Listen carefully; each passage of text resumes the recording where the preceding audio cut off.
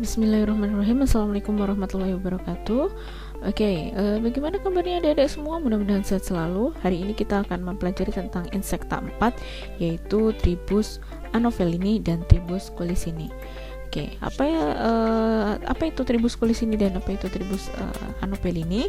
Kita pelajari dulu klasifikasinya, yaitu keduanya masuk dalam kingdom Animalia, filumnya adalah Arthropoda, kemudian klasisnya Insecta, kemudian dia ordonya adalah Diptera, subordonya Nematocera, dan familianya Culicidae. Nah, familia Culicidae terbagi menjadi 3 tribus, yaitu Tribus Anofelini yang anggota di dalamnya adalah genus Anopheles, kemudian Tribus Colicini ada genus Culex, Aedes, Mansonia, Coquilitidia, dan Tribus Toxoricini ada genus Toxoricites. Untuk materi kali ini kita hanya membahas tentang Aedes dan Anopheles. Culex, Mansonia, dan Toxoricites akan kita pelajari di minggu depan. Next kita pahami dulu bagaimana perilaku nyamuk. Anthropophilik. Anthropo dari kata manusia gitu ya. Anthropo itu lebih ke merujuk ke manusia, philik philia suka. Jadi suka menghisap pada manusia, hisap darah manusia ya. Kemudian zoofilik, zoo itu hewan. Nah, filik philia suka menghisap darah hewan. Anthropozoofilik pada dasarnya suka menggigit pada hewan dan manusia, tapi dia memiliki kecenderungan untuk lebih suka menghisap darah hewan daripada manusia.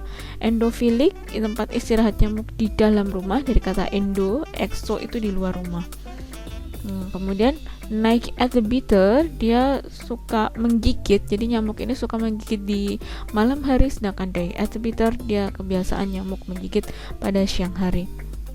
Endofagik kebiasaan nyamuk menggigit di dalam rumah, kemudian exofagik nyamuk menggigit di luar rumah. Nah, spesies nyamuk apa saja yang berperan dalam entomologi kesehatan? Kita tahu bahwa Anopheles Anopheles sebagai vektor dari penyakit malaria, vektor filaris limfatik ada beberapa macam, contohnya adalah Aedes cocci, kemudian ada Anopheles, kemudian Culex, ada Mansonia sp, kemudian ada Coquilitidia crassipes dan Armigerus abturbans. Sedangkan vektor dari Japanese bay encephalitis ada Culex Tritibiorhynchus dan ada Culex gelidus. Nah, vektor DBD cikungunya yellow fever dan Zika ada Aedes aegypti maupun Aedes albopictus. Nah, siklus hidupnya ini contohnya seperti yang bergelombol seperti ini, Aedes dan Culex begitu ya. Nah, ini contohnya dia termasuk dalam holometabolus. Kenapa? Ada telur itu 2-4 hari, kemudian dia akan menjadi larva. Larvanya instar 1 sampai instar 4 butuh 6 sampai 8 hari pada Culex dan Aedes. Sedangkan Mansonia kurang lebih 3 minggu. Itu. Selanjutnya ada bentuk pupa dan bentuk dewasa. Namanya holometabolus atau metamorfosisnya lengkap. Nah, secara umum morfologinya yaitu nyamuk dewasa, gambaran pada toraks itu dada berbentuk lengkung seperti lira. Ini spesifik ke Aedes begitu ya. Gambaran pada toraks berbentuk lurus, Anopheles. Kemudian larva punya bulu kipas tetapi tidak memiliki sifon, ini Anopheles. Morfologi secara umumnya comb scale ini ada di Aedes. Kemudian sifon pada larva lebih dari 1 berkas rambut, kemudian bentuk lancip untuk menusuk, kemudian ada bentuk lancip trompet, contohnya Culex gitu ya. Nah, telur memiliki duri penusuk. Kemudian telur punya duri penusuk, contohnya adalah Mansonia. Telur diletakkan satu persatu dengan alat pengapung, contohnya adalah Anopheles.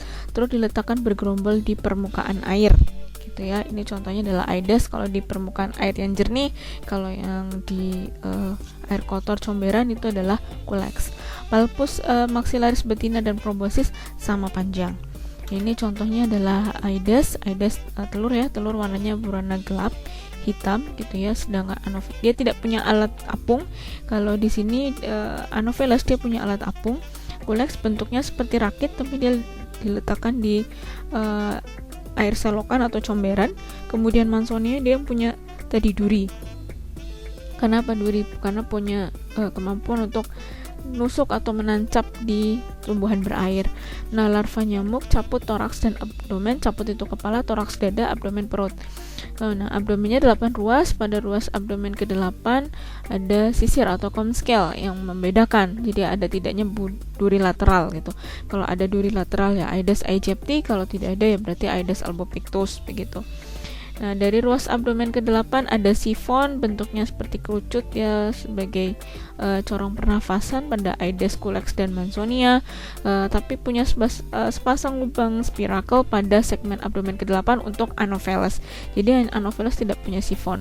Nah, kemudian segmen abdomen ke-9 membentuk insang anal yang berfungsi regulator tekanan osmotik. Nih, contohnya Aedes akan membentuk sudut. Kemudian kalau culex gitu ya, culex ini dia cenderung panjang dan siponnya ya, ini siponnya membentuk panjang dan lancip. Kemudian Anopheles dia akan sejajar di permukaan air. Kemudian Mansonia dia akan hidup di nancep gitu ya, sifonnya nanti akan nancep ke permukaan dari tumbuhan air. Yang perlu dipahami adalah Aedes hidupnya di air yang jernih begitu. Kemudian Anopheles di lagun, rawa, kemudian tapak kerbau gitu, area sawah gitu ya. Sedangkan culex dia di comberan, di solokan. Kemudian Mansonia dia di tumbuhan air. Nah, next, stadium pupa cephalothorax, sepal kepala, toraks dada, jadi kepala dan dada menyatu. Kemudian ada abdomen. Pada bagian cephalothorax terdapat sifon atau corong nafas. Abdomennya 8 segmen berakhir pada pedal pada ujungnya. Kemudian bagian tepi padal pada pakulex halus, sedangkan pada Aedes albopictus berbulu panjang, sedangkan Aedes aegypti berduri pendek. Ini contohnya cephalothorax. Ini ada bulu palmata, kemudian pedal. Jadi kalau kita cek di sini bulu palmata hanya dimiliki oleh Anopheles. Nah, ini Aedes, kemudian Anopheles, culex dan Mansonia. Ini setiap pupanya berbeda-beda. Oke, stadium dewasa, tubuh terdiri dari caput, toraks, dan abdomen. Pada caput, alat mulut yang panjang dan runcing disebut proboscis. Jadi dia untuk tusuk gitu ya, menusuk kulit gitu ya. Nah, proboscis terpasang sepasang palpus maxillaris gitu ya. Samping palpus maxillaris terdapat sepasang antena berbulu panjang dan lebat. Kalau panjang dan lebat itu tipe plumose, ada di jantan. Kemudian sedangkan bulu pendek dan jarang ada di betina yang dikenal dengan istilah tipe pilose. Nah, kita lihat ini adalah proboscis, kemudian ini antena. Kalau bentuknya lebat seperti ini gitu ya, tipenya lebat seperti ini adalah tipe plumose, dia adalah jantan. Sedangkan kalau ini gitu ya, jarang-jarang gitu ya, namanya betina. Ini betina atau pilose, tipe dari antenanya adalah pilose. Sedangkan ini plumose. Nah, ada palpus gitu ya. Ini palpusnya lebih kecil. Kemudian proboscisnya panjang gitu ya. Kalau nanti sejajar itu pada Anopheles gitu ya. Gitu. Kemudian ada mata. Selanjutnya ada toraks, ini scutum, ini scutellum. Nah, nanti ada yang juga scutellumnya trilobia, ada 3 lobus gitu ya. Selanjutnya ada cercus, ini ada femur, tibia, kemudian ada tarsus gitu. Maka di sini ada 3 pasang kaki atau 6 kaki ya. Ada halter, kemudian ini halter di sini, kemudian ada sel dari sayapnya, ini venanya. Nah, toraks ini dada, terdapat kelenjar saliva yang letaknya di dalam protoraks, 2 buah sayap yang melekat pada bagian mesotoraks sehingga disebut nyamuk itu masuk dalam ordo Diptera. Ada sepasang halter atau alat keseimbangan di bagian metatoraks. Selanjutnya terdapat 3 pasang kaki atau 6 buah kaki sehingga termasuk dalam kelas Hexapoda untuk kelas insekta ini. Nah, abdomennya terdiri dari 8 segmen. Segmen terakhir berakhir dengan bangunan disebut sersi pada nyamuk betina, sedangkan hipopygium pada nyamuk jantan. Ini contohnya bentuk lira atau bentuk harpa yang dimiliki oleh Aedes. Kemudian ini Anopheles, kemudian ini Culex, ini Mansonia tipenya jarang-jarang nih betina, pilose ya. Nah, Aedes aegypti, Aedes sp. Ini termasuk dalam tribus Culicini. Penyakit faktor dari DBD, yellow fever, chikungunya, dan Zika virus, kemudian kosmopolitan menyebar di hampir segala macam wilayah, terutama daerah antara 40 derajat lintang utara sampai dengan 40 derajat lintang selatan gitu. Bahkan negara Amerika pun ada ditemukannya DBD tadi. Hanya mampu hidup pada suhu antara 8 sampai 37 derajat Celcius. Telur dalam keadaan kering mampu hidup bertahun-tahun gitu. Nah, Aedes aegypti dewasa hidup dan mencari mangsa dalam rumah atau bangunan beratap lainnya. Tadi ya ada endofagik, ada exofagik gitu. Nah, waktu puncak nyamuk atau peak time, betina Aedes aegypti dalam menggigit jam 8 sampai jam 10 setelah matahari terbit. Kalau yang sebelum matahari terbenam jam 3 sampai jam 5 sore. Makanya dianjurkan untuk tidak tidur pada jam-jam ini karena nyamuk Aedes aegypti betina mampu menggigit gitu ya, sehingga terjadi nanti penyebaran demam berdarah seperti itu. Nah, ini peran-peranannya dari Aedes gitu ya. Jadi tidak hanya satu faktor saja, jadi berbagai macam faktor penyakit, faktor DBD, chikungunya, Zika, dan yellow fever itu Aedes aegypti. Faktor chikungunya ada Aedes albopictus, kemudian ada faktor dari filariasis limfatik, ada Aedes cocci. Jadi Aedes ini bisa kita lihat sebagai bentuknya belang-belang. Nah, ini yellow fever, ini warna kekuningan di daerah Afrika. Kemudian ini Zika virus, ada microencephality. Jadi kalau ibu hamil kemudian terkena Zika, maka akan kecenderungan anaknya memiliki ukuran kepala lebih kecil gitu, karena diserang virus tadi, virus Zika. Ini ada DBD. Nah, ini DBD muncul ruam-ruam hemoragik gitu ya. Selanjutnya ada chikungunya, ini yang sampai ke sendi-sendi gitu ya. Nah, breeding place atau tempat perindukan kita secara garis besar ke Aedes albopictus itu lebih suka yang kontainer alami. Contohnya ada potongan bambu, pagar, lipatan daun, pelapah pohon pisang, lubang pohon gitu, intinya yang dari bahan alam gitu ya. Nah, sedangkan Aedes aegypti itu lebih menyukai di kontainer buatan. Contohnya adalah kaleng bekas, ban bekas, kemudian plastik air minum, tempayan gitu, kaleng kosong, vas bunga, dan lain sebagainya. Ini ya kontainer-kontainer buatan gitu. Hanya saja yang perlu kita garis bawahi adalah Aedes suka dengan air yang jernih. Nah, stadium telur dia tanpa alat apung, warnanya warna hitam, kemudian digerombol gitu, dia akan menggerombol, kemudian tepat di atas permukaan air jernih tadi. Garis bawahnya adalah di permukaan air jernih. Nah, terutama di mana? Di kontainer, dia akan nempel di dinding-dinding kontainer. Selanjutnya stadium larva memiliki sifon. Ini sifon gitu ya, sifon atau trompet untuk alat pernafasan pada segmen ke-8. Ini ada segmennya di 8, 1, 2, 3, 4, 5, 6, 7, 8 gitu ya. Ada 8. Kemudian kalau istirahat, maka sifon ini membentuk sudut di permukaan air jernih. Lagi-lagi ya, Aedes di permukaan air jernih.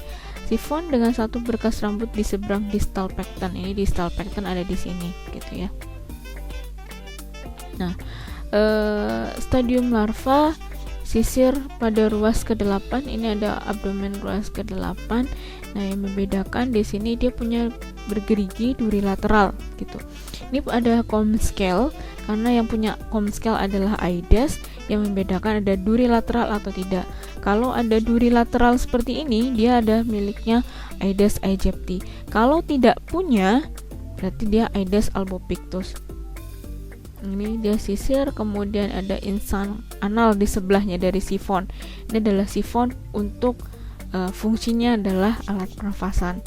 Nah, tadi stadium larvanya ini sifon untuk sebagai alat pernafasan, dan ini adalah insang anal, ini adalah sisirnya.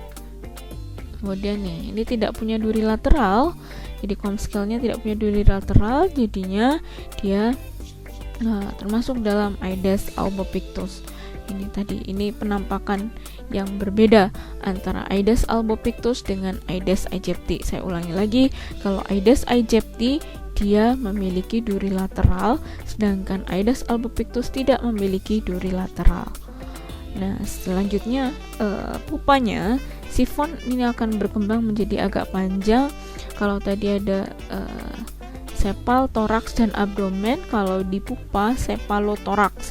Ini abdomennya tetap ada 8 segmen, hanya saja kepala dan dadanya menyatu begitu. Nah, kemudian stadium pupa ini sudah tidak lagi aktif makan, berbeda dengan larva. Kalau larva dia akan masih aktif makan untuk perkembangannya dia. Sedangkan pupa ini kan ibarat kata masa hiatus atau masa di mana dia berhenti untuk makan gitu.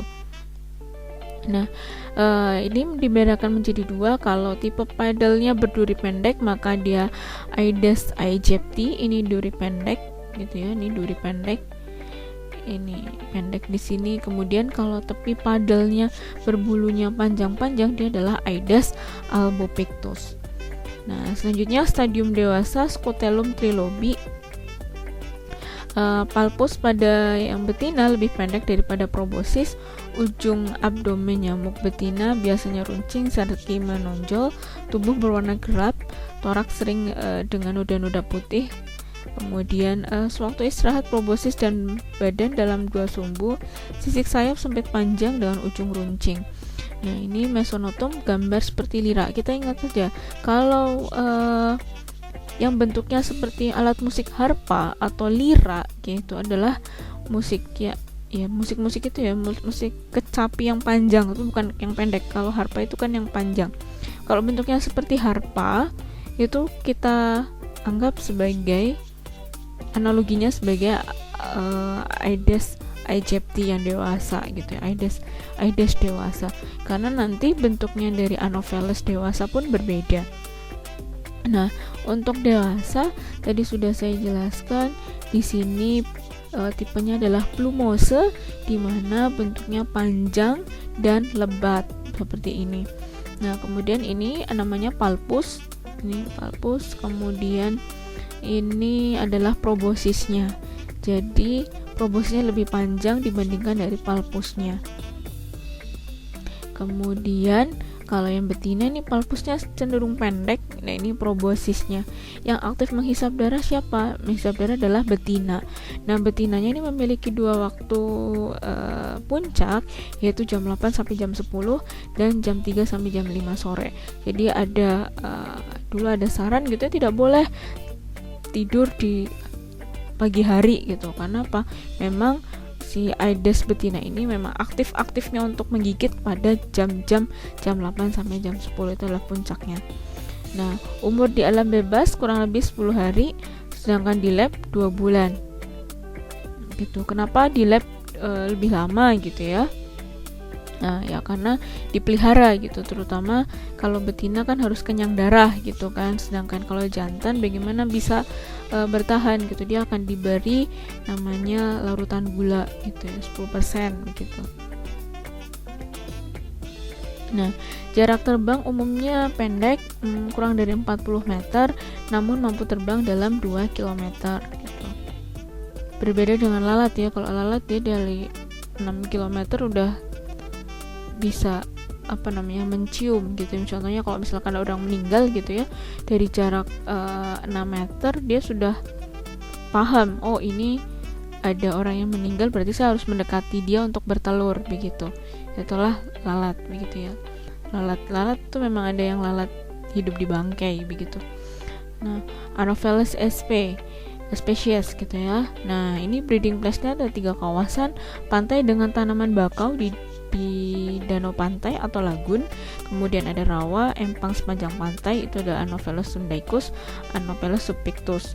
Sedangkan kawasan pedalaman yang ada sawah, rawa, empang, saluran irigasi, sungai, kemudian itu Anopheles barbirostris, Anopheles aconitus, farauti, kemudian bancrofti, subpictus, nigerimus, dan sinensis.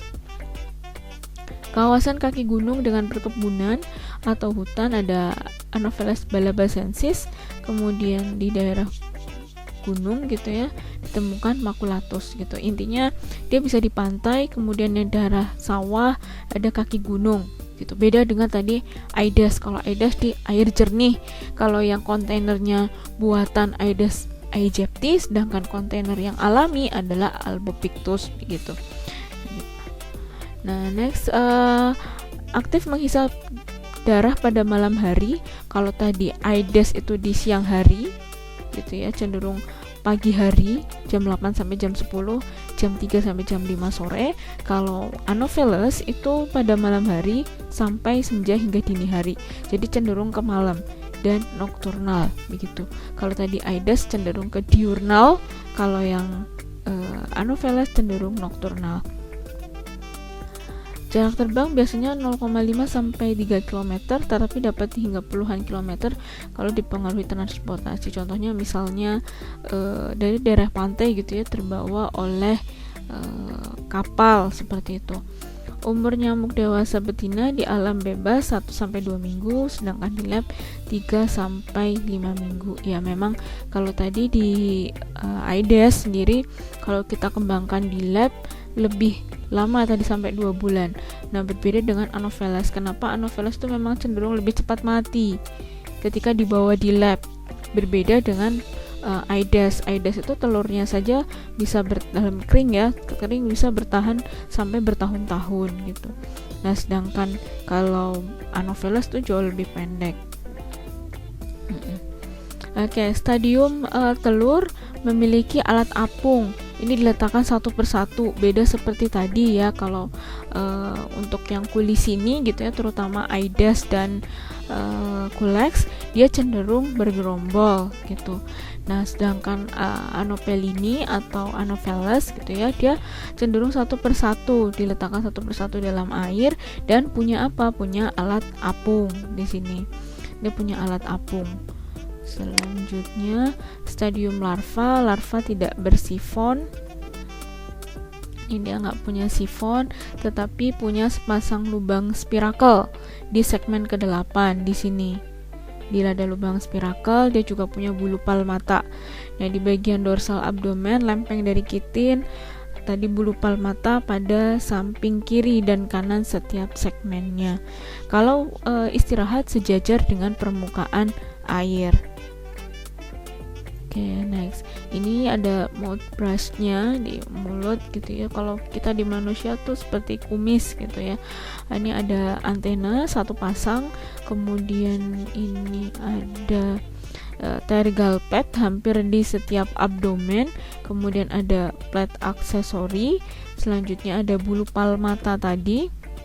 Nah, ini di setiap kiri dan kanan ada bulu palmata, kemudian ada spirakel tadi pengganti dari sifon begitu. Anal papillae, saddle, kemudian ada caudal seta, ada ventral brush gitu ya. Ada pecten, kemudian saddle, anal papillae. Oke, next.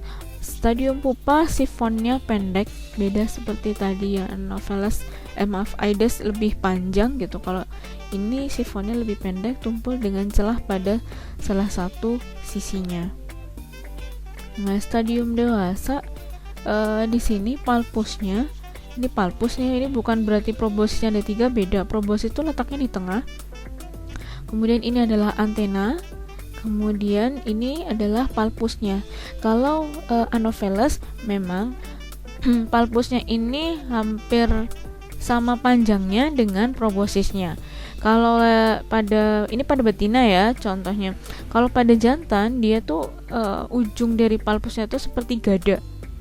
Itu kalau gada itu seperti Bima yang bawa alatnya itu ya, kalau di Pandawa gitu ya.